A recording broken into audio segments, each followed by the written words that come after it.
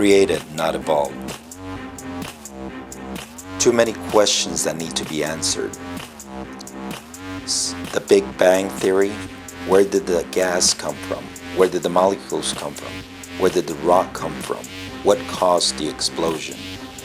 There are too many questions that need to be answered.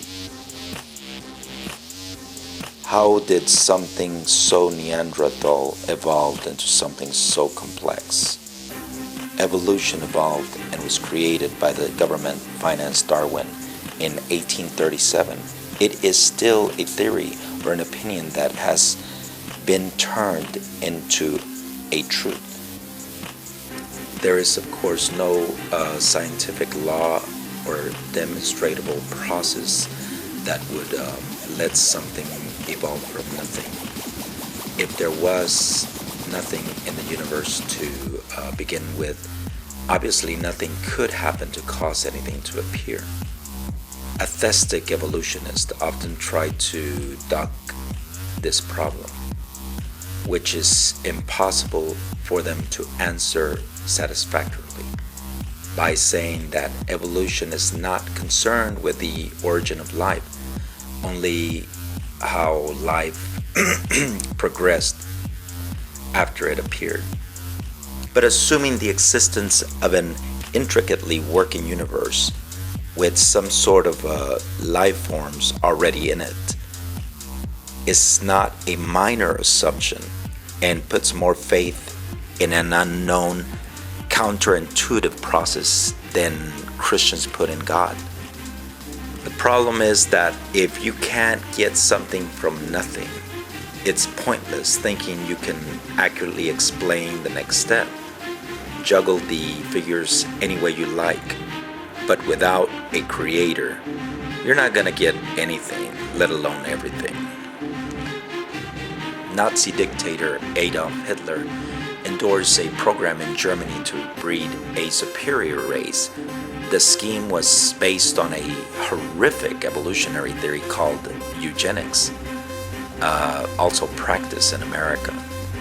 That was founded by Charles Darwin's cousin, Francis Galton. The idea of a eugenics was to improve the human race using principles promoted in the theory of evolution. The idea was simply partition the human race into two groups, the fit and the unfit.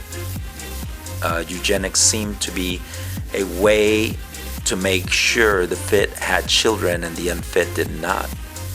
In Germany, the leader of the eugenics movement got monstrous laws enacted that allowed sterilization of the people regarded as unfit and restriction of immigrants who were supposedly biologically inferior.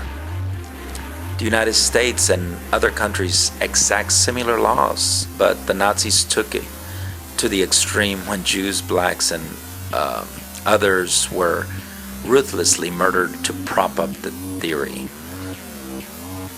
The German people were being seduced to accept that they could be the master race by exterminating the unfit.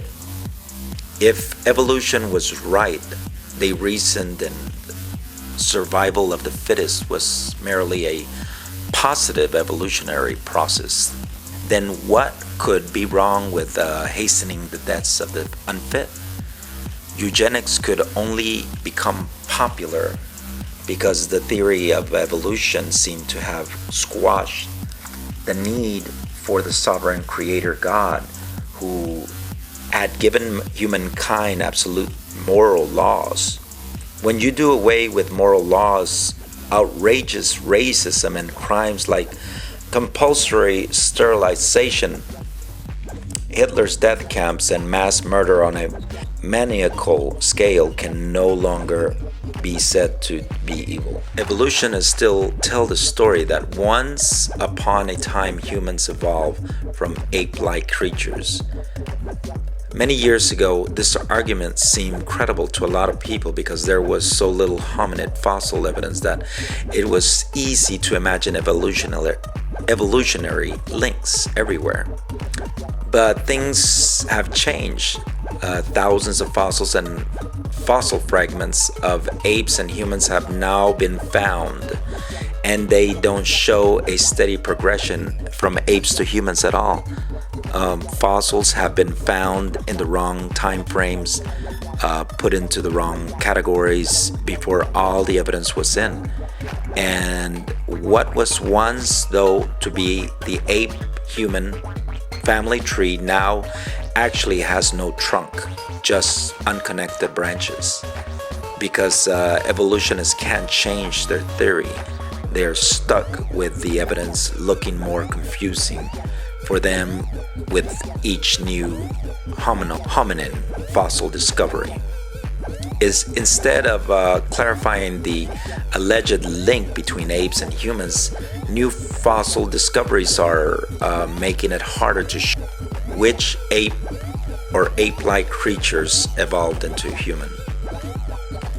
Russian dictator and revolutionist Joseph Stalin was studying at Tiflis Theological Seminary when he started to read the works of Charles Darwin. One of his friends later said in a book that when Stalin read Darwin, he became an atheist. The Theological Seminary expelled Stalin at the age of 19 because of his revolutionary connections. Stalin is regarded as the worst mass murderer the world has ever seen. With God out of his way, after embracing Darwin's evolutionary ideas, Stalin had no restrictions of conscience or morals. He set up a terrorist police state, persecuted and murdered innocent communists, and instituted trials in which most surviving Bolshevik leaders were found guilty of treachery and were executed.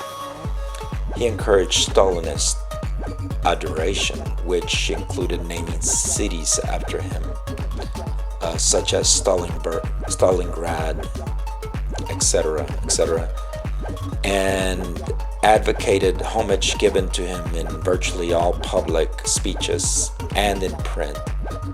The evidence is overwhelming. Scientists are delving deep into the body with the most powerful microscopes in the world.